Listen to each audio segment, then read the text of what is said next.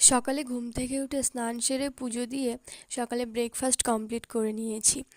তো নিয়ে তারপর চলে এসেছি রান্নাঘরে। তো আজ বানাবো বিরিয়ানি। তার জন্য পরিমাণ মতো কিছুটা চাল ধুয়ে নিয়েছি। এবার কিছুটা গরম জল বসিয়ে দিয়েছি হাঁড়িতে, তার মধ্যে তেজপাতা আর গোটা এলাচ দিয়ে দিয়েছি আর লবঙ্গ দারচিনি দিয়ে সেটাকে ফুটিয়ে নিয়েছি কিছুক্ষণ। তারপর জলটা গরম হয়ে গেলে তার মধ্যে চালগুলো দিয়ে দিয়েছি। এবার সেটা ফুটতে থাকুক, ততক্ষণে চিকেনটা ম্যারিনেট করে নিই। তো প্রথমে চিকেনের মধ্যে আদা বাটা, জিরে গুঁড়ো, ধনের গুঁড়ো, লঙ্কার গুঁড়ো, সামান্য গোলমরিচ গুঁড়ো, হলুদ গুঁড়ো, নুন এবং টক দই দিয়ে সেটাকে ম্যারিনেট করে রেখে দেবো আধ ঘন্টার জন্য। তো এবার কিছুটা আলু কেটে সেগুলোকে ধুয়ে নিয়েছি।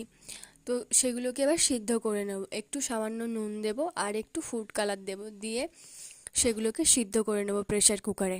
ততক্ষণে ভাতটাও ফুটে গেছে। এবার ভাতের মধ্যে স্বাদ মতো লবণ দিয়ে দেব আর উপর থেকে একটু সাদা তেল দিয়ে দেব। সাদা তেলটা দিলে ভাতটা একটু ঝরঝরে হয়। তারপর ভাতটাকে নামিয়ে বড় একটা খবরের কাগজের ওপর পাতিয়ে রেখেছিলাম কিছুক্ষণের জন্য। এদিকে আলুও সিদ্ধ করা হয়ে গেছে।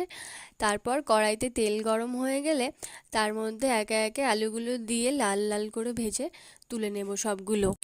তারপর কড়াইতে তেল গরম হয়ে গেলে তার মধ্যে গোটা গরম মশলা, শুকনো লঙ্কা আর জিরে ফোড়ন দিয়ে এবার কেটে রাখা পেঁয়াজের কুচিগুলো দিয়ে দেব।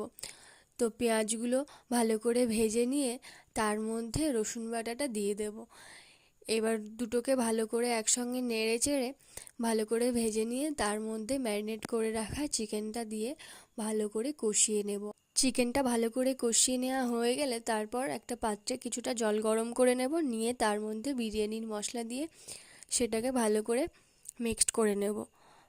তো সেই মশলাটা এবার বিরিয়ানির মধ্যে দিয়ে কিছুক্ষণ ফুটিয়ে নামিয়ে নিয়েছিলাম। তারপর এদিকে একটা পাত্রে একটু দুধ নিয়ে তার মধ্যে একটু ফুড কালার দিয়ে ভালো করে সেটাকে মিক্সড করে নিয়েছি। তারপর হাঁড়িতে একটু ঘি মাখিয়ে নিয়ে তার মধ্যে পরিমাণ মতো ভাত দিয়ে লেয়ার করে নিয়েছি। এবার ভাতের উপরে ওই কালারটা দিয়ে দিয়েছি। তারপর পরিমাণ মতো গোলাপ জল, কেওড়া জল দিয়ে দিয়েছি। দিয়ে তারপরে একটু আতর দিয়েছি, মিঠা আতর। দেয়া হয়ে গেলে এবার আলুগুলো দিয়ে আর চিকেনগুলো দিয়ে ভালো করে সাজিয়ে নিয়েছি।